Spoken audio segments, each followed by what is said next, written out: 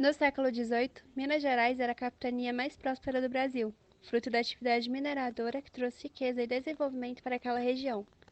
Na década de 1750, Vila Rica, por exemplo, era uma das cidades mais populosas da América Latina, com cerca de 80 mil habitantes. Isso fazia com que a atenção de Portugal em relação a Minas Gerais fosse relativamente maior.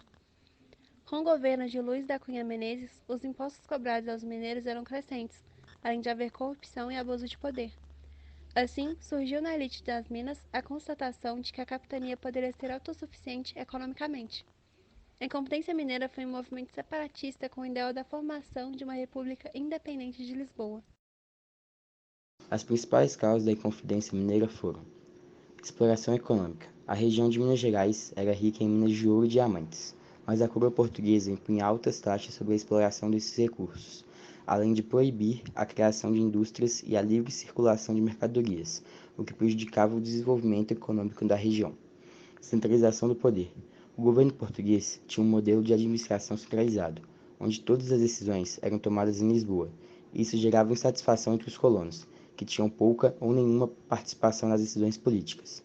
Ideias iluministas. O iluminismo, um movimento intelectual que pregava a liberdade, a igualdade e a fraternidade, influenciou vários membros da elite mineira, que se inspiraram nas revoluções americanas e francesas para reivindicar uma maior participação política e a dependência do Brasil. Derrama. A derrama foi uma política fiscal adotada pela coroa portuguesa no Brasil colonial, que consistia em cobrar dos moradores das regiões produtoras de ouro um tributo obrigatório para compensar as dívidas do governo com a metrópole. Essa política de cobrança excessiva e desproporcional dos impostos foi uma das principais causas da insatisfação dos colonos com a administração portuguesa. A respeito das consequências da Inconfidência Baiana, temos denúncias de conspiração, em que o movimento seria efetivado na data em que a derrama aconteceria, e dessa forma poderia contar com o apoio de parte da população que estaria revoltada. Entretanto, a derrama não aconteceu, isso porque as principais autoridades da capitania perceberam algumas denúncias. Por exemplo, o administrador Visconde de Barbacena recebeu 6 denúncias de uma suposta conspiração. Entre elas, uma realizada por um integrante da revolta, Joaquim Silvério dos Reis, que, motivado por uma promessa de perdão das suas dívidas pela coroa portuguesa, revelou cada estratégia dos revoltosos. Prisão dos Inconfidentes. Com toda a delação, os Inconfidentes foram presos, enviados para a capital e acusados pelo crime de infidelidade ao rei. Alguns deles ganharam como punição o degredo para a África e outros foram mortos.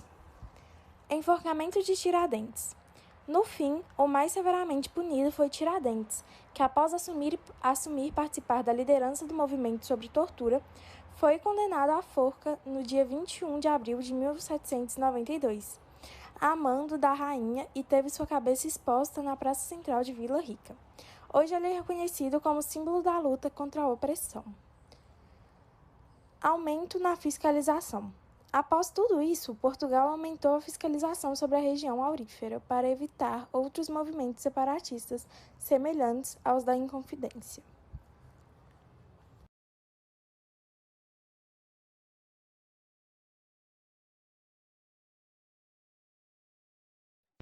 Ainda no século XVIII surge outro movimento, esse que recebe vários nomes, tais como Inconfidência Baiana, Conjuração Baiana e Revolta dos Alfaiates.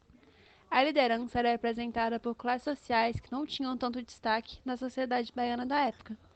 Eram alfaiates, soldados de baixa patente, escravos libertos e brancos pobres. O evento teve como principal influência a independência do Haiti, que, combinada a outros fatores que serão abordados, efetivou a ação dos revoltosos. A Conjuração Baiana teve como causas: insatisfação com o domínio português. A região da Bahia era uma das mais ricas do Brasil na época, mas a coroa portuguesa impunha altas taxas sobre a exploração de recursos e limitava a participação dos colonos nas decisões políticas. Influência do iluminismo. Assim como a Inconfidência Mineira, as ideias iluministas influenciaram alguns membros da elite baiana a lutar pela igualdade. Abolição da escravidão. Apesar de a abolição da escravidão ainda ser vista como uma ideia radical e polêmica no contexto do evento, a condição de escravo era uma das principais formas de opressão e injustiça que afetava a vida dessas pessoas na época. Difusão de ideias libertárias. Os Inconfidentes Mineiros e outros movimentos independentistas e revolucionários estavam sendo discutidos em várias partes do Brasil na época, e isso contribui para a difusão de ideias libertárias e separatistas. As consequências da Conjuração Baiana são: denúncias de conspiração. O governador da Bahia, Fernando José de Portugal e Castro, soube através de uma denúncia feita por Carlos Baltazar da Silveira que os conspiradores iriam se reunir no Campo de Dique no dia 25 de agosto. Prisão dos alfaiates e outros apoiadores. A ação do governo foi rápida e o coronel Teotônio de Souza foi encarregado de surpreendê-los em flagrante. Diante da aproximação das tropas do governo, alguns conseguiram fugir. Ainda assim, foram presas 49 pessoas, das quais 3 eram mulheres, 9 escravizados e outros homens livres que exerciam profissões como alfaiates, barbeiros, soldados, bordadores e pequenos comerciantes. Líderes foram esquartejados. Os líderes do movimento, Luiz Gonzaga das Virgens, Lucas Dantas, João de Deus e Manuel Faustino dos Santos Lira, receberam a pena de morte por enforcamento e depois foram esquartejados, tendo seus corpos expostos em diversos locais da cidade de Salvador para servir de exemplo a possíveis movimentos.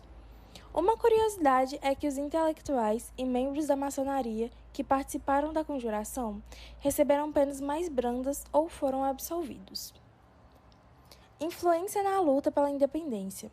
Apesar do terrível desfecho para alguns, a Conjuração Baiana influenciou movimentos como a independência em 1822, a Revolta de Males em 1835 e a abolição da escravatura em 1888.